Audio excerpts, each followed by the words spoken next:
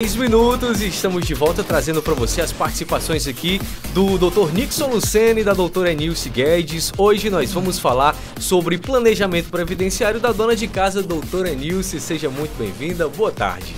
Olá, Edilânio, boa tarde.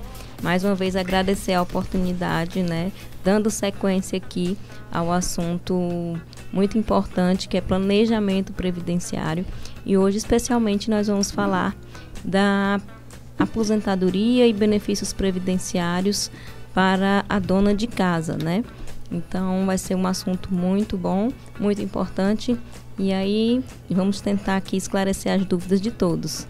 Doutor Nixon, boa tarde, seja bem-vindo mais uma vez. Boa tarde, minha amiga Edilane, mais uma vez é um grande prazer estarmos aqui, agradecer mais uma vez o convite, do espaço, e como a doutora Enilce falou, hoje vamos falar um pouquinho sobre o benefício para a dona de casa e tentar deixar o mais claro possível como funciona a questão da previdência, de um provável benefício em relação à dona de casa.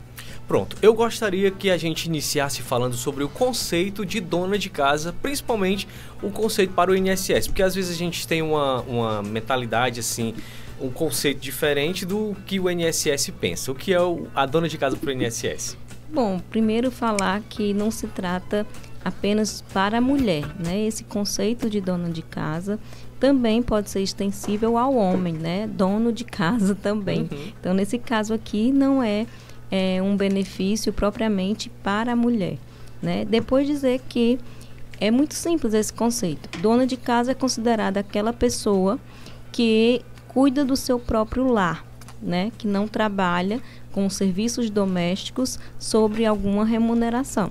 Então, foi dona de casa aquela pessoa que trabalha no seu lar sem receber remuneração alguma. É o conceito mais simples e popular que a gente pode dar. E qual é, assim, o primeiro passo que a dona de casa ou o dono de casa eles têm que fazer para poder dar entrada aí no planejamento financeiro, nesse planejamento previdenciário? Edilane, o dono de casa, a dona de casa, ele é considerado pela Previdência Social um segurado facultativo. Uhum. O que quer dizer isso? É aquela pessoa que não tem a obrigatoriedade de contribuir para a Previdência. Ela contribui se quiser ter algum direito pelo INSS. E para fazer essa contribuição própria da dona de casa, que é o facultativo baixa renda, o primeiro passo é fazer o cadastro único. É necessário aí cumprir um requisito de renda, A pessoa, para ser considerado aí um segurado facultativo baixa renda na qualidade de dona de casa, não pode exercer uma remuneração mensal, E também a renda do grupo familiar não pode ultrapassar mais do que 2 salários mínimos. Então, ela não pode receber benefícios do INSS, ela não pode receber uma remuneração mensal, e também essa renda não pode ultrapassar 2 salários mínimos por todo o grupo familiar, e ela tem que obrigatoriamente estar inscrito no cadastro único. Fez o cadastro único, se inscreveu ali no INSS como dono de casa ou dona de casa, vai ao INSS para validar essas informações. Que hoje a grande dificuldade que a gente encontra em relação a esse tipo de contribuição são pessoas que começam a contribuir somente com 5%, que é o facultativo baixa renda, e não validam essas contribuições junto ao INSS. E aí a pessoa fica contribuindo, achando que está segurada pelo INSS, e quando vai requerer algum benefício, vê que essas contribuições não foram validadas, porque ela não fez a inscrição no cadastro único. Ou ela estava inscrita no cadastro único, mas a sua renda estava maior do que deveria. Então, tem que ter muito cuidado. Então, o primeiro passo é se inscrever no cadastro único, depois procura o INSS. De acordo com a experiência de vocês, de onde provém no caso, a remuneração dessas pessoas, do dono da dona de casa? Normalmente, qual é a renda que eles têm, que eles podem contribuir? Na verdade, é assim, essa contribuição para o dono de casa, ele é sobre um salário mínimo. Como eu disse no começo, é uma contribuição facultativa para quem quer ter o direito a algum benefício no INSS. Então, ela não é obrigada a declarar uma renda. ela não precisa ter renda alguma. Nenhuma. Nenhuma. Ela simplesmente é dona de casa e vive para cuidar do seu lar, né? Ou ela ou ele. E, nesse caso, ela contribui com esse plano simplificado, que é de 5%, né? E aí ela vai ter direito a um benefício de até um salário mínimo. Entendi, compreendo. Agora sim, 2 conceitos, né? Dona de casa e empregada doméstica também, que eu acho que são 2 coisas que se confundem um pouco. Existe uma diferença, né, para o INSS também? Sim, existe, né? Às vezes as pessoas confundem o fato das duas trabalharem em casa, né? A diferença é que a dona de casa trabalha na sua própria casa e a empregada doméstica, ela trabalha na casa de outros, né? Então, basicamente, a diferença é essa. São 2 categorias diferentes nesse sentido, né? Porque a dona de casa trabalha para si e a empregada doméstica para os outros. Em razão disso, como a doutora Nilce falou, a dona de casa ela é uma segurada facultativa, certo? Já a empregada doméstica, como ela exerce atividade remunerada, ela é uma segurada obrigatória. Então, ela tem a obrigação de contribuir para o INSS. Normalmente, quem faz essa contribuição, pelo fato de ser uma carteira assinada, seria o empregador, né? Aquela contribuição normal como qualquer trabalhador. Entendeu? Então, essa é a diferença básica em relação à dona de casa e empregado doméstico. Como também pode ser o empregado doméstico, né? Quando a gente fala empregado, tanto serve para o homem como para a mulher também. Perfeito. Em relação a iniciar, né? Qual é a idade ideal para começar a se planejar financeiramente, a planejar também a questão previdenciária? Qual é o tempo certo para começar? Não existe o tempo certo. O quanto antes puder começar, melhor, né? Porque eu sempre digo, as pessoas costumam pensar sempre na aposentadoria e esquecem de pensar em benefícios momentâneos, temporários, como o auxílio-doença, por exemplo. A mãe, né, que precisa de um auxílio quando tem um filho, esquece do salário maternidade, né? A pessoa que trabalha em casa também pode sofrer um acidente doméstico e precisar de um auxílio, né, de um auxílio-acidente, de um auxílio-doença. E a gente não pode esquecer da morte, né? Podemos morrer e deixar os nossos filhos sem nenhum auxílio financeiro, né? Por isso a importância do planejamento previdenciário, né? Porque a gente tem que pensar que a gente está contribuindo para o INSS para ter direito a algum benefício. E existe, para cada benefício desse, existe uma carência, né? Então, você tem que estar ali contribuindo para o INSS para ter direito a receber um benefício. Pensando em aposentadoria, né? Em relação à aposentadoria. Se a mulher hoje se aposenta com 62 anos e ela precisa de 15 anos pelo menos para se aposentar. Então, o ideal é quando ela estiver faltando 15 anos para chegar aos 62, ela já comece ali a planejar a sua aposentadoria, né? Mas não esqueçam dos benefícios que a gente pode receber agora, no presente. Como a doutora Nilce falou, Edilane, não só se pode pensar em aposentadoria, né? Então, respondendo a sua pergunta de uma forma mais objetiva, a hora certa de começar a contribuir é hoje, né? Por quê? Porque amanhã você já poderá ser beneficiado de alguma forma, caso seja necessário e você preencha os requisitos. Como a doutora Nilce falou, nós estamos sujeitos a adoecer, a sofrer um acidente, né, ninguém pode fugir da questão do óbito, né? No caso da mulher, salário maternidade. Então, são outros benefícios que a dona de casa pode ter direito fazendo essa contribuição, fazendo esse planejamento. Infelizmente, é o defeito da grande maioria, o erro, na verdade, é pensar exclusivamente na aposentadoria, não pensar no dia de amanhã, né? Então, assim, o que a gente sempre aconselha é tentar, se possível, começar a contribuir o quanto antes para você ter a sua qualidade segurada perante o INSS. Porque normalmente a gente só pensa no fim do percurso, né? A gente não lembra do meio do caminho, né? Que existem pedras, tropeços que pode acontecer, né? Existem muitas pessoas que nos procuram somente no momento da aposentadoria. Isso acontece com as donas de casa, isso acontece com os nossos queridos agricultores, né? Com as pessoas também que trabalham na atividade urbana e só nos procuram no final. Às vezes até quando o processo já foi negado no INSS.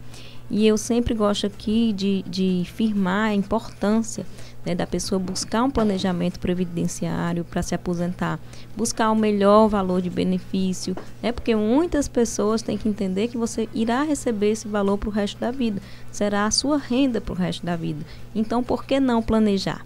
Né? Todos podem planejar, inclusive o agricultor. Pode planejar hoje, ali fazer uma prova da sua aposentadoria, né? Para que lá no futuro ele tenha uma prova para se aposentar e não tenha tanto trabalho. Né? Da mesma forma, a dona de casa. Não é porque você vive dentro de casa cuidando da sua família que você não tem direito a se aposentar.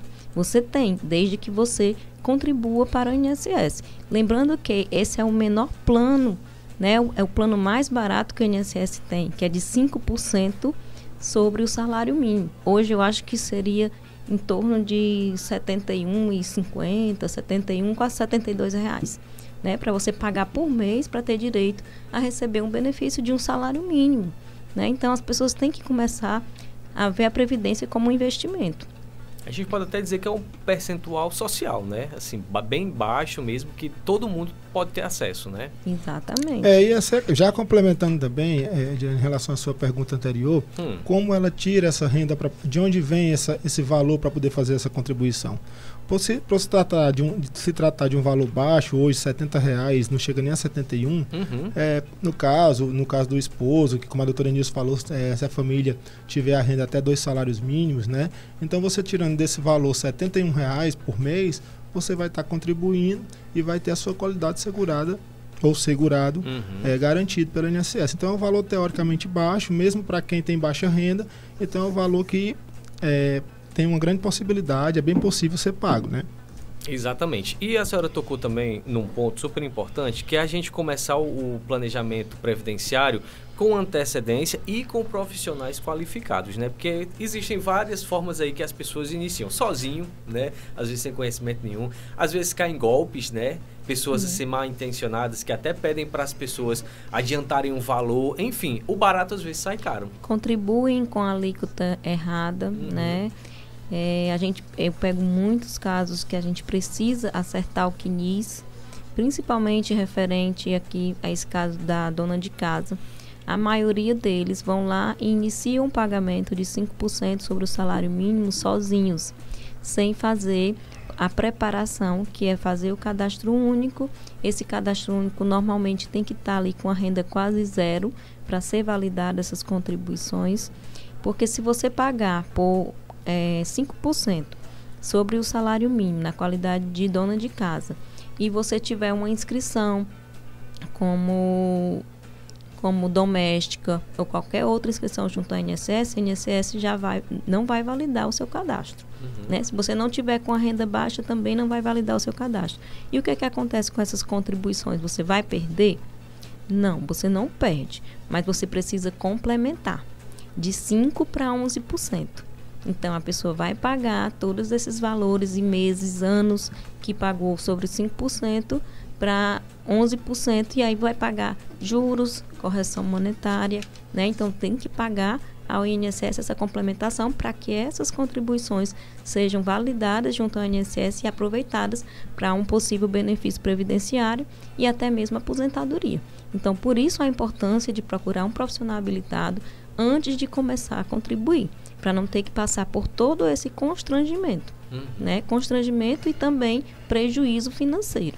Porque muitas vezes, as pessoas acham assim, eu contribuí, está aqui a comprovação, o boleto, comprovante, está tudo certinho, ele imagina isso pelo fato do INSS ter recebido o benefício. O INSS ele nunca vai se negar a receber qualquer tipo de contribuição, seja ela qual for. Ele nunca vai negar. Você pode pagar 5%, 11%, 20%. Ele vai receber, independente de qualquer coisa. Qualquer valor que você for pagar, ele vai receber. Agora, a questão é, se você estiver fazendo a contribuição de forma errada, aí você vai sentir isso quando for precisar requerer algum tipo de benefício. Não é pelo fato do INSS estar aceitando a sua contribuição, você está pagando mensalmente, que você está garantido, não. Por isso a necessidade de procurar pessoas que tenham conhecimento para poder ser bem orientado e fazer a contribuição de forma correta.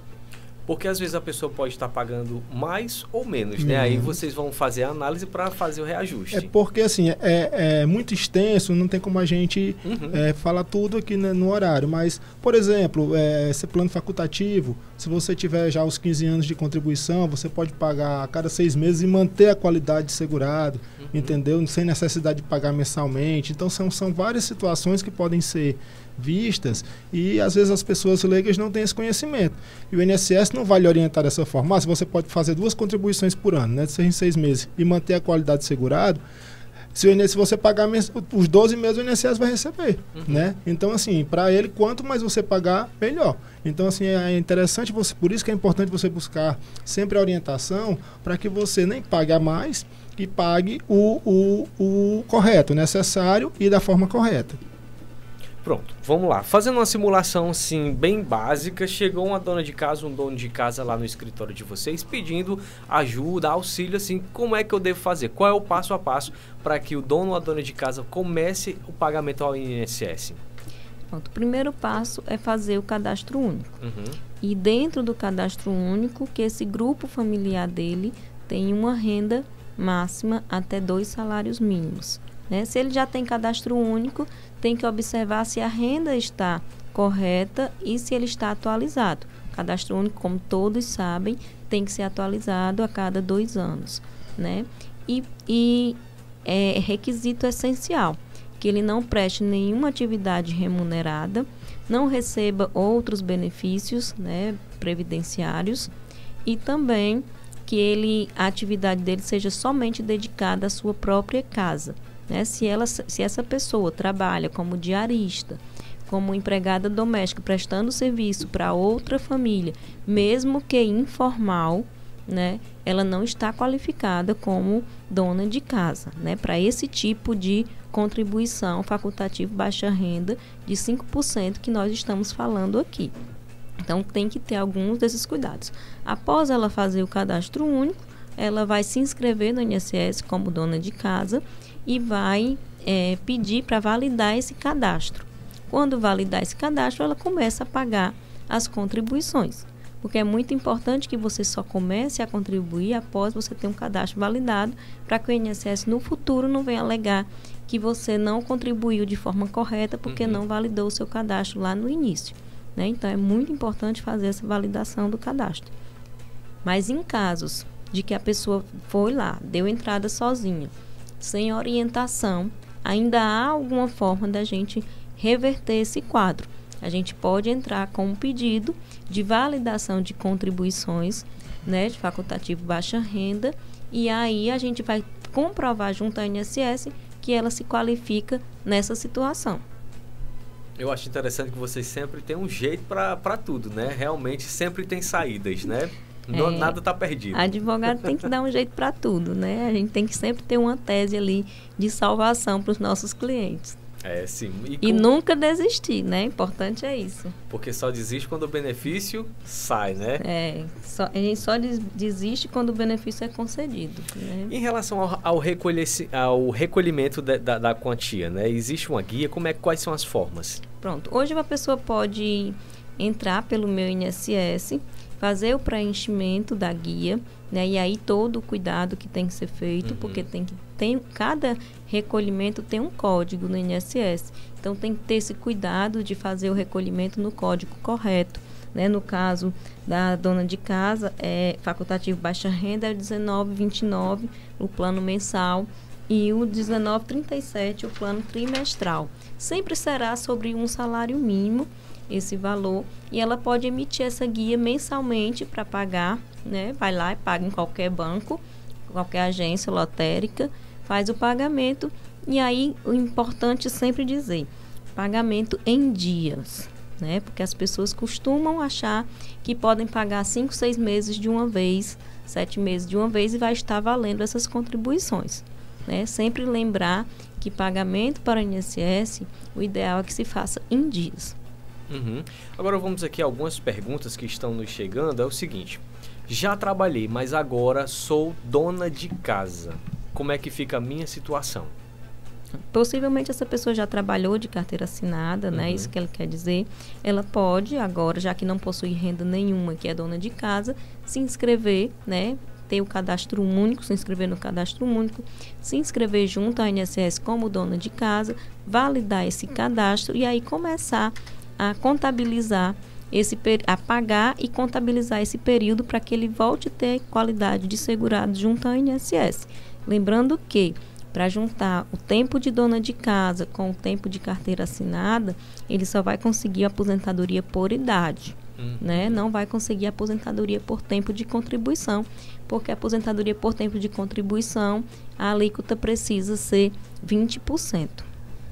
Outra pergunta é a seguinte, aqui já é o contrário, nunca trabalhei, mas eu tenho filhos, como é que fica também a situação dessa pessoa? Normalmente, né, quem tem filhos, ela está querendo dizer, né, que é dona de casa, né? Isso, a mesma forma. Ela vai começar a contribuir, né? Vai lá, faz o cadastro único, faz a inscrição no INSS, valida o cadastro e começa a contribuir ali sobre 5% sobre um salário mínimo, né? A partir do primeiro mês que ela contribui, a pessoa já tem ali a qualidade de segurado para o INSS. Mas tem alguns benefícios que exigem carência, né?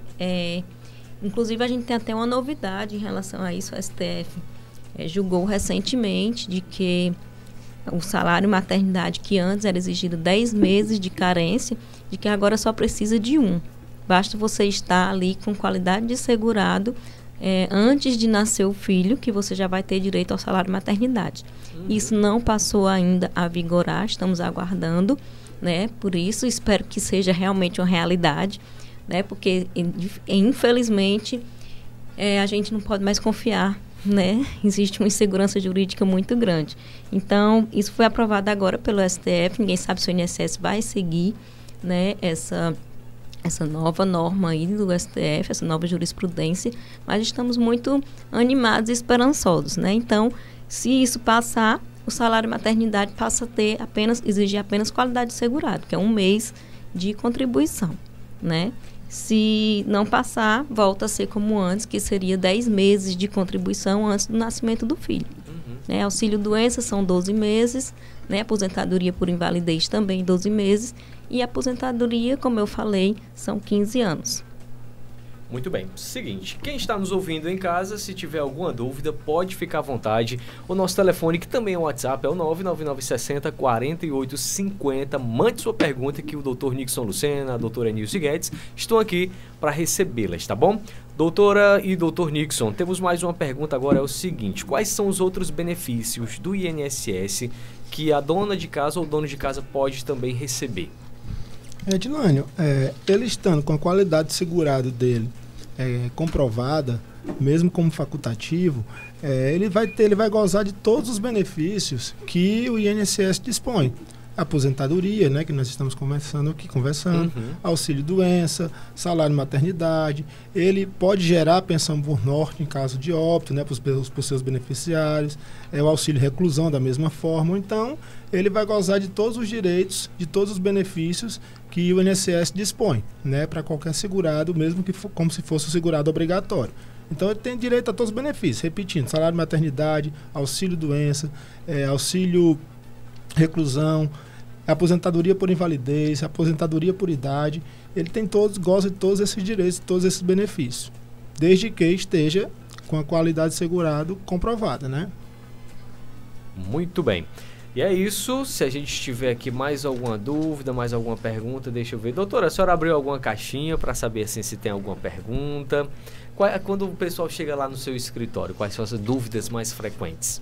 As dúvidas mais frequentes é o que você me perguntou hoje, em relação a essa contribuição que a pessoa fez, vem contribuindo ali sozinha, né? E aí, quando chega na hora de pedir o benefício e vê que essas contribuições não estão validadas, o que fazer, né? O que sempre chega pra gente são pessoas que chegam e dizem: doutora, eu contribuí até hoje de entrada no benefício e foi negado. Por quê? Né? E quando a gente vai lá olhar o CNIS daquela pessoa, a gente vê né, que aquelas contribuições não foram validadas pelo INSS. E aí a gente tem que entrar com pedido administrativo, né, de validação de contribuição e demonstrar junto ao INSS que aquela pessoa se encaixa como baixa renda para ter direito a contribuir em 5%. Né? Se a gente não conseguir comprovar, por falta realmente, né, de cadastro único, que é exigido, aí a gente vai pedir a complementação, né, que é de 5% para 11%, e a pessoa tem que pagar essa complementação, mas a pessoa não deixa de ter direito ao benefício porque não foram validadas. Ela é obrigada a complementar, mas também o INSS é obrigado a conceder o benefício. Então, o INSS ele tem a obrigação de pedir que a pessoa complemente as contribuições, caso ele não valide essas contribuições. Ele tem que dar a oportunidade do contribuinte fazer essa complementação. Ele não pode negar o benefício simplesmente. Deixando bem claro, para não ficar nenhuma dúvida para os nossos ouvintes, que esse benefício, né, de baixa renda, ele é de um salário mínimo. Né? Às vezes as pessoas podem pensar o que? É só R$70 eu vou pagar 140 para ter 2 salários. Não existe essa possibilidade. Certo? Como eu falei, você pode até pagar o INSS receber, mas o seu benefício, nesse caso específico, facultativo baixa renda, ele tem um limite de um salário mínimo. Né? Se for acima de um salário mínimo, aí vai para aquela alíquota dos 20%, entendeu? E não é como facultativo, obviamente, né? Já seria outra situação. E a gente não está aqui para perder dinheiro à toa, né? Exatamente. Um dinheiro que não volta mais. Só complementando aqui em relação aos benefícios, né, da dono de casa, aposentadoria. Lembrando aqui que a idade hoje para mulher é 62 anos, para homem é 65 anos. Deixar bem claro que muitas pessoas confundem, né, aposentadoria urbana com aposentadoria rural. Então, muitas pessoas acham que pode se aposentar urbano com a idade da aposentadoria rural, que é 55 para mulher, 60 para homem. Não existe isso. Essa possibilidade de 55 mulher e 60 homem é somente para aposentadoria totalmente rural. Né? Se a gente for unir tempo rural com urbano, será 65 homem, 62 mulher. Se for totalmente urbana, será 62 mulher, 65 homem.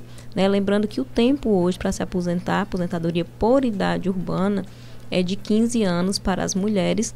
Para os homens, até antes da reforma já tinham se inscrito na Previdência, continua sendo 15 anos, mas para quem começou a contribuir após 2019, passou para ser 20 anos. Né? Então, lembrando bem essa diferença. Né? Não é quem já contribuía que vai ser 15 anos, 20 anos não, somente para quem começou a contribuir, a primeira contribuição após 2019, novembro de 2019. Eu acho que já tem, se não tiver, mas está pertinho de 2 anos que vocês já estão vindo aqui no nosso programa, né, atendendo aos nossos convites. E a gente sempre fala da importância da atualização do cadastro único. Então, assim, tem muita gente que está nos ouvindo que tem um cadastro único, então já é um alerta, né, para essas pessoas procurarem assistência social para poder fazer logo essa atualização, né? Exatamente. Todo benefício que tem um cadastro único como pré-requisito, né, para poder requerer, você tem que estar com ele atualizado. E nem só para requerer. Quando você conseguir o seu benefício, você tem que mantê-lo atualizado, porque senão esse benefício poderá ser suspenso em razão do cadastro único estar desatualizado. Então é sempre importante manter o cadastro único atualizado, né? Ele tem a validade de 2 anos, então você sempre mantém informado atualizado, mesmo para requerer o benefício e mesmo depois que o benefício seja concedido. Tem que mantê-lo sempre atualizado para poder não ter surpresas, né? E também gosto sempre de frisar, a gente já repetiu isso várias vezes, a questão da não necessidade de você apresentar uma renda, né? Porque lá, às vezes, se você chega em determinados locais, por aí, não, você tem que ter uma renda. Como é que você sobrevive sem renda? Mas você não tem essa obrigação, né? O que a gente orienta é sempre você ser verdadeiro, né? Se você ganha R$100, agora, o que a gente entende como renda é aquilo que você tem certo por mês. Né? Se você faz por exemplo, você faz bico, um mês você ganha 50, outro mês você ganha 200, outro mês você não ganha nada, você não pode declarar que tem uma renda, porque é algo que não é certo, né? Principalmente essa baixa renda, né? É diferente de alguém que presta serviço, mesmo que seja um advogado, por exemplo, mas a renda tem uma renda uma suposta renda, diferente da pessoa de baixa renda que não tem uma qualificação, não tem um emprego que fixo, vive de doação, que vive de doações. Então, assim, ele não pode dizer algo, informar algo que ele não tem. Não é verdade? Porque tem muita gente que chega, doutor, eu coloquei R$300 no meu cadastro. Aí a gente pergunta, você ganha R$300? Todo mês? Não. Não. Aí, tá entendendo? Assim, é uma coisa que às vezes a pessoa faz sem maldade, sem entender. Mas assim, você tem que ser bem honesto. E se você não ganha nada, literalmente, em relação ao trabalho, você tem que dizer que não ganha nada. Lembrando que não existe nenhuma exigência legal de que exista uma renda mínima dentro do cadastro único.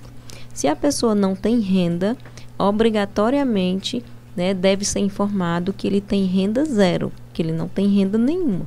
Por mais que ele receba doação de familiares, ajuda de familiares, ele não pode colocar ali doação como renda, né? Então tem que ter muito cuidado nessas informações do cadastro único, porque inclusive para validação desse cadastro de facultativo baixa renda, o INSS exige renda zero. Exige que o cadastro único esteja zerado de renda, para ele validar automaticamente. Se tiver uma renda lá, ele não vai validar automaticamente. A gente precisa fazer o pedido de validação. Então, é muito importante que as pessoas compreendam que não é obrigatório, não existe nenhuma lei que obrigue ter renda no cadastro único. Tanto é que a assistência social já serve para amparar essas pessoas, né? Exatamente. E, assim, essa questão que a doutora Nilce falou é tão óbvio. Doação, ajuda, ela pode ser hoje, não pode ser e não pode ser amanhã, né? Eu posso poder lhe ajudar hoje, de alguma forma, pagar uma conta de energia sua, te dar de presente uma cesta básica por 2, 3 meses, mas não é garantido que você vai receber isso durante o ano todo. Não é? Então, o nome já diz, é uma ajuda, é uma doação, não é uma obrigatoriedade.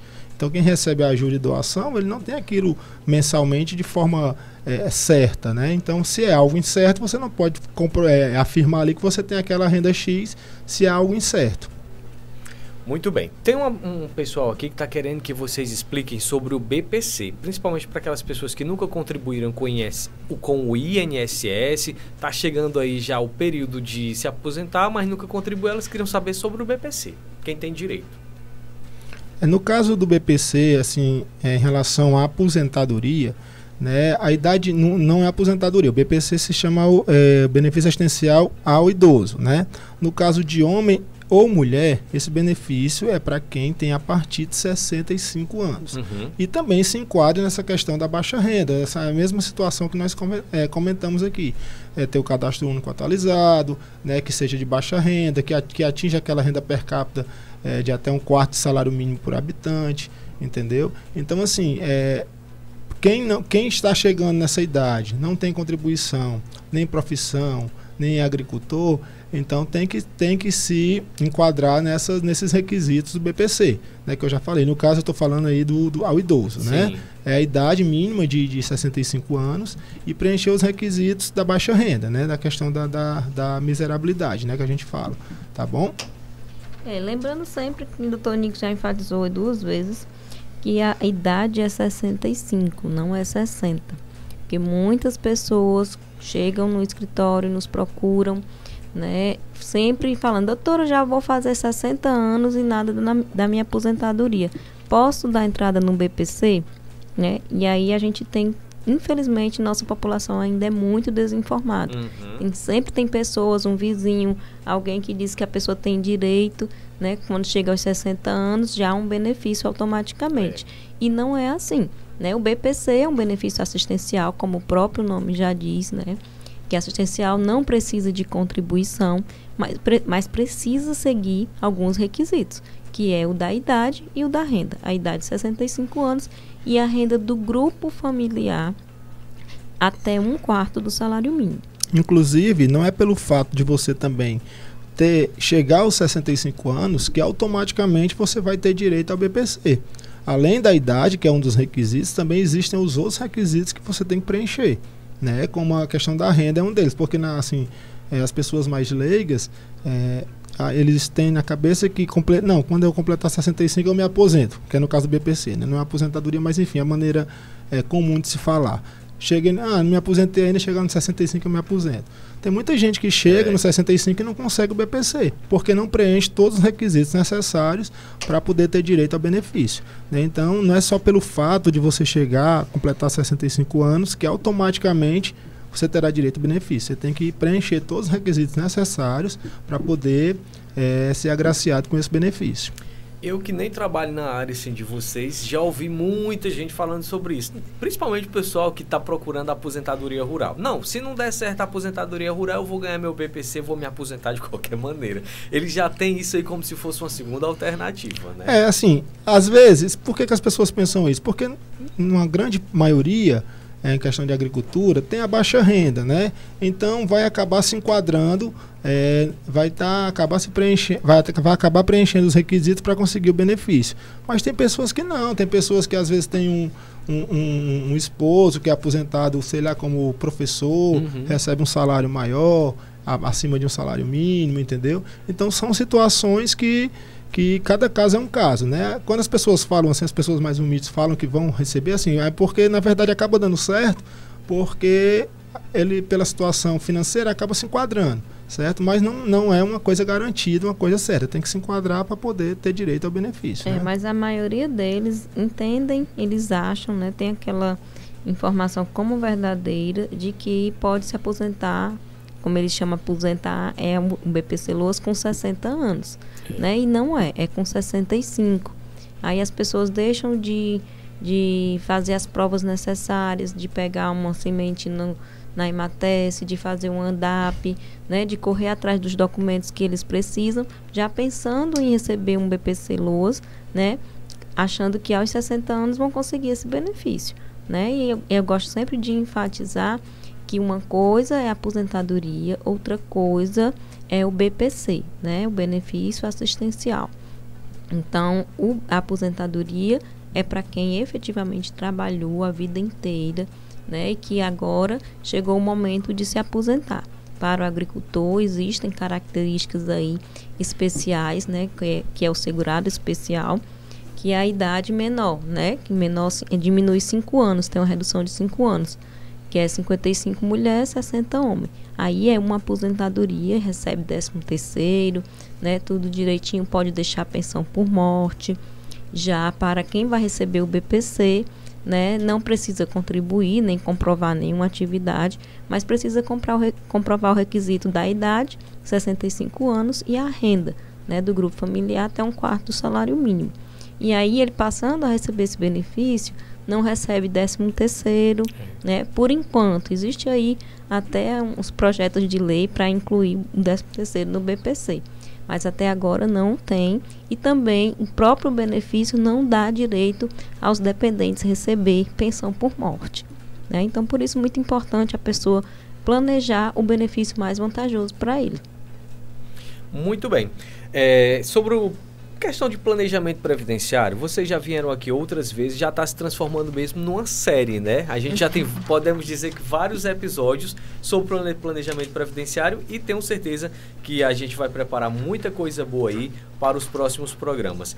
E eu queria saber assim, se eu deixei de fazer alguma pergunta que vocês acham que é essencial, que vocês podem reforçar aí.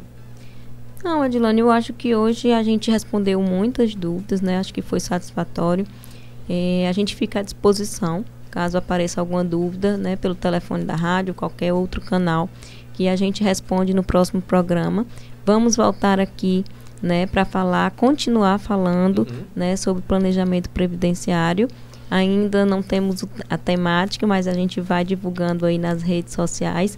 Quem nos acompanha sabe, a gente está sempre aí divulgando nas redes sociais, o Instagram, né, Facebook, YouTube.